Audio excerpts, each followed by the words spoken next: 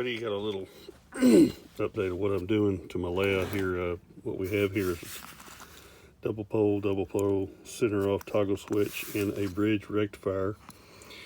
Now, this is a monstrous bridge rectifier, and I got one big like this because I like to use screw terminals.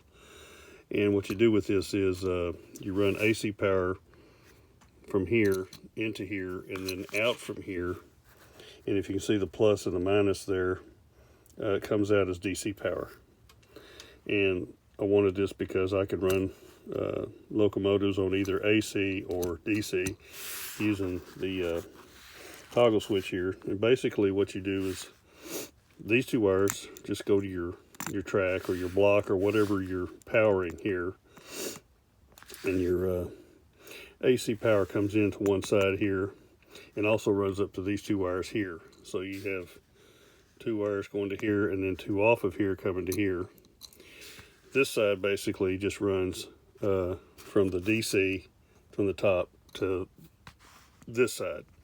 I know that's it's a basic, I got a little drawing of it there and it's kind of crude, but anyway, basically all it lets you do is when you turn your power pack on or your transformer on, you flip the toggle switch to AC if you wanted to run it off traditional AC, or flip it down to DC for that particular transformer. Basically becomes an AC and a DC transformer, and some locomotives run better on DC or quieter, which I've shown in other videos. This is a big old honking. You can get them a whole lot smaller and a whole lot cheaper. This one was like 20 bucks, but I wanted something I could use screw terminals in because I don't like to solder.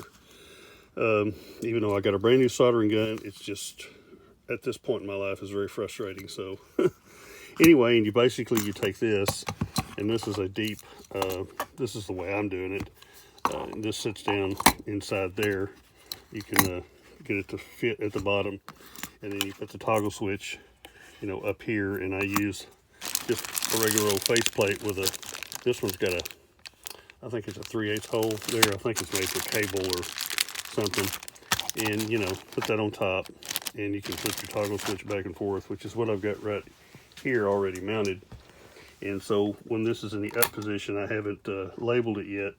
It's in the AC power, and of course off in the middle, and then down it's DC. So I'm going to get some fancy little labels or something at some point and do that one. This one's going to control the inside block, so I basically wired it over here to the common and the inside block, or inside loop, sorry, I should say. And then the next one will be mounted right here next to it, and it will come over here to the outside loop. And so basically let's be run these two Lionel transformers on either AC or DC on the inside or the outside loop, whichever way I want to. And then I've still got the Rail King wired into this because there's some locomotives where I need this bell button, and which you can't do that I know of on one of these old type transformers. So I've got the option of running it with this if I want to operate a bell with an MTH locomotive or whatever. So that's how I do that. So far it's worked pretty well, and real happy with it so far. I just wish I figured out a different way to get this box mounted because it honks out there real big, and it's stuck onto this board with just double-sided tape. I can pull it off if I want to, and then can take these two screws off to get to it like a regular household socket. So anyway, now another way you can do this, if you're wanting to get into it, you can get a smaller bridge rectifier, and you can actually go into this pack, because if you go to Ben's Trains and watch his video, he actually did this to some of these power packs, and he drilled two holes down here and mounted the bridge rectifier over here, and then put two posts out here for his DC, which is cool. I mean, it makes it all into one compact unit. I didn't want to mess with all that. I just wanted to have something external, and at some point if I don't want to get rid of these or sell them, I can just sell them like they were originally without having holes drilled in them and all that. But it's a neat idea, because, like I said, the Marks and the Lionel locomotives run much better on DC as far as smoothness. More like HO, you got more control.